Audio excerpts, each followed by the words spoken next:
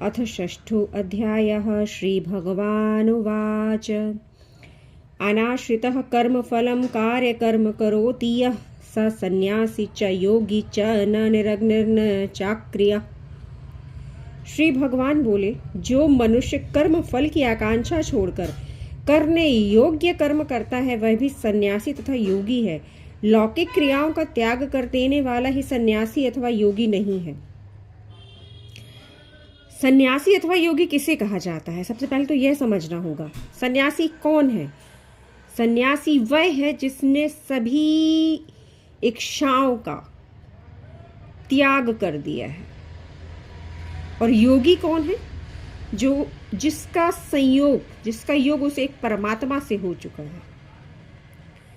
तो ये सन्यासी और योगी है। तो लौकिक क्रियाओं का त्याग करके जो जंगलों में चले जाते हैं, यद्यपि उनका मन तो संसार में ही लगा रहता है।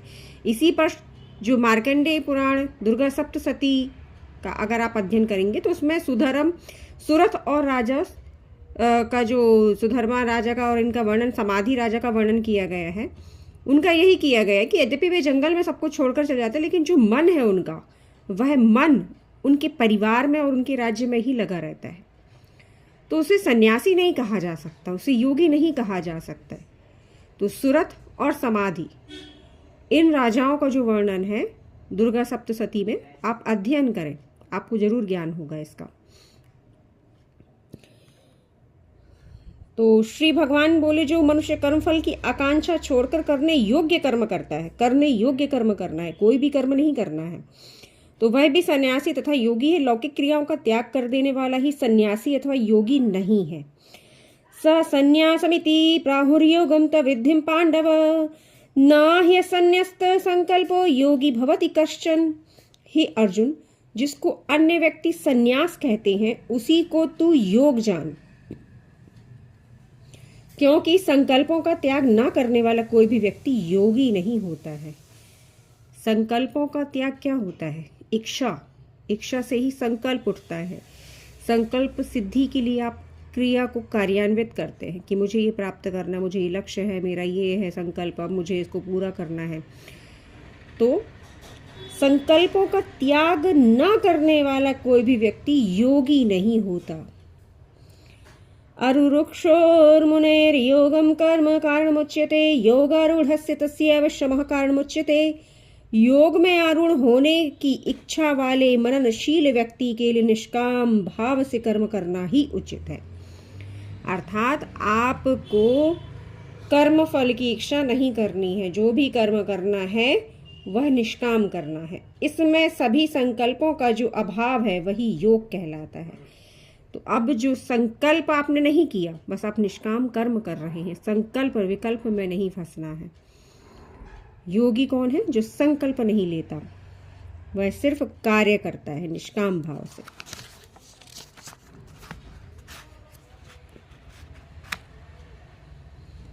यदा हीनेन्द्रियार्थेषु न कर्मष्वनुषज्जते सर्वसंकल्प सन्यासी योगारूढ़स्तदोच्यते। जिस काल में व्यक्ति न तो इंद्रियों के भोगों में और न कर्मों में ही आसक्त होता है, उस काल में सर्व संकल्पों का त्यागी पुरुष योगारूढ़ कहा जाता है। जिस काल में व्यक्ति ना तो इंद्रियों के भोगों में, अर्थात मुझे इंद्रिय सुख नहीं चाहिए, किसी भी तरह का इंद्रिय, जिह्वा, नेत्र इंद्रिय, कर्ण इंद्रिय, है ना, तो इनके या स्पर्श इंद्रिय, इन सब का भोग नहीं चाहिए। तो ये इंद्रियों के भोगों में लिप्त नहीं है वह, और ना ही कर्मों में आसक्त होता है। नहीं मुझे ये करना ही है, मुझे करना ही पड़ेगा, ये नहीं। मेरे सामने कर्म आया है, उस कर्म को जो धर्मानुसार होगा करेंगे। तो उस काल में सर्व संकल्पों का त्यागी पुरुष योगारूढ़ कहा जाता है। उद्धरेदात्मनात्मानं नानात्मानं अवसादयेत् आत्मैव हि आत्मनो बन्धुरात्मैव रिपुरात्मनः। अपने द्वारा अपना उद्धार करें और अपने को अधोगति में न डालें, क्योंकि यह मनुष्य आप ही तो अपना मित्र है और आप ही अपना शत्रु भी है। मित्रों, मुझे कहना तो नहीं चाहिए, किंतु इस कलयुग में ऐसे बहुत से मिल जाएंगे जो स्वयं ही स्वयं को अधोगति में डाल रहे हैं नाना प्रकार के कर्म कर करके। ऐसे कर्म जो उस जीव को अधोगति की ओर पहुंचा देते हैं। चिंता, शोक, भय, दुख, अनेक व्याधियों से युक्त, अनेक कुकर्मों से युक्त अधर्म की राह पर चला देते हैं। तो वह खुद का मित्र भी है और खुद का शत्रु भी बन जाता है। बंधुरात्मात्मनस्तस्य येनात्मैवात्मना जितः अनात्मनस्तु शत्रुत्वे वर्तेतात्मैव शत्रुवत्। जिसने मन और इंद्रियों को जीत लिया वह स्वयं अपना मित्र है, परंतु जो इनका गुलाम है वह स्वयं ही अपनी आत्मा का शत्रु है। मैंने कहा ना कि स्वयं पर थोड़ा सा परीक्षण की आवश्यकता होती है कि आप अपनी इंद्रियों और मन को आप संचालित कर रहे हैं या इंद्रिया या मन आपको संचालित कर रहे हैं। यह विचार कब आता है? आराम से बैठ जाइए कहीं ऐसी जगह में जहाँ कोई ना हो और फिर विचारों को देखिए कि आपके विचार कैसे आ रहे हैं। आप उनके द्वारा संचालित हैं या उन विचारों को आप ला रहे हैं कि मुझे यह करना है। तो विचारों पर थोड़ा सा जांच की आवश्यकता होती है प्रतिदिन, और परिवर्तन भी देखने को मिलता है अगर आप सही राह पर चल रहे हैं तो। जितात्मना प्रशांतस्य प्रमात्मा समाहितः शीतोष्ण सुख दुखेषु तथा मानात् पद्मदयोः। सर्दी, गर्मी, सुख दुख और मान अपमान में जिसके अंतःकरण की वृत्तियां समान रहती हैं, ऐसे स्वाधीन आत्मा वाले पुरुष के हृदय में परमात्मा के सिवा अन्य कुछ है ही नहीं। सुख दुख किसे व्याप्त है? जो स्वयं को देह समझता है, स्वयं उसमें लिप्त हो जाता है सुख दुख में। हाय मुझे दुख प्राप्त हुआ, हाँ आज मुझे बहुत सुख मिला, अब और सुख की अभिलाषा है। दुख किसी को नहीं चाहिए संसार में, लेकिन यहाँ ये बताया जा रहा है कि जो इसमें लिप्त नहीं होता, उसकी वृत्तियां समान होती अर्थात सम में होती हैं, वह पुरुष, उस पुरुष के हृदय में परमात्मा के सिवा अन्य कुछ है ही नहीं, अर्थात परमात्मा निरंतर वास करते हैं उसके हृदय में। ज्ञान विज्ञान तृप्तात्मा कूटस्थो विजितेन्द्रियः युक्त इत्युच्यते योगी समलोष्टाश्म कांचना।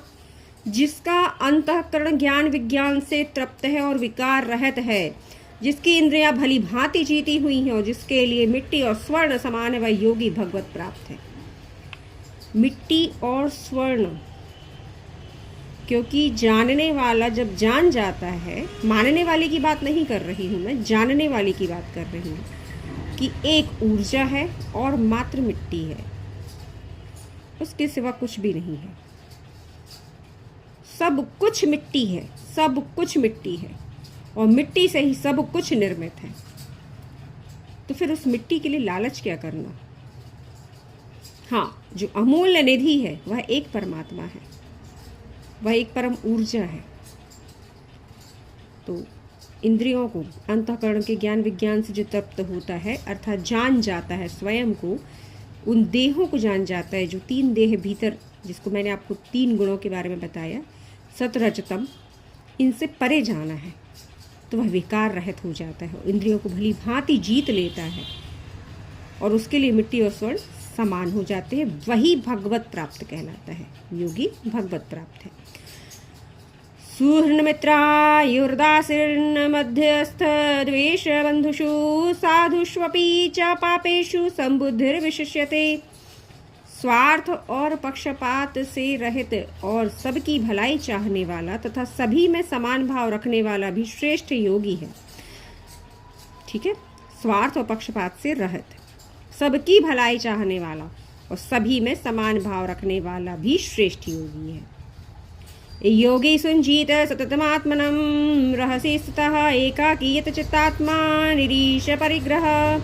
इंद्रियों, मन और शरीर को वश में रखने वाला, इच्छा, आशा और संग्रह को त्याग कर आत्मा को निरंतर परमात्मा में लगाने वाला ही योगी है। आत्मा में परमात्मा का वास है, तो स्वयं तक जब आप पहुंचेंगे तभी तो परमात्मा तक पहुंचेंगे। पहले तो उस एक आत्मा तक पहुंचना होगा। जब आप उस आत्मा का दर्शन करेंगे तब आपको उस आत्मा में परमात्मा का साक्षात्कार होगा। तो पहले स्वयं तक पहुंचिए। शुचौ देशे प्रतिष्ठाय स्थिरमानसमात्मनः नायक्षिन्तं नातिनीचं चैलाजिनकुशोत्तरं तत्रैकाग्रं मनः कृत्वा यत् चित्तेन्द्रियक्रियः उपविश्यासने युञ्ज्याद्योगमात्मशु विशुद्धये। शुद्ध भूमि में जिसके ऊपर क्रमशः कुशा, मृगछाला और वस्त्र बिछे हैं, ऐसे आसन पर बैठकर चित्त और इंद्रियों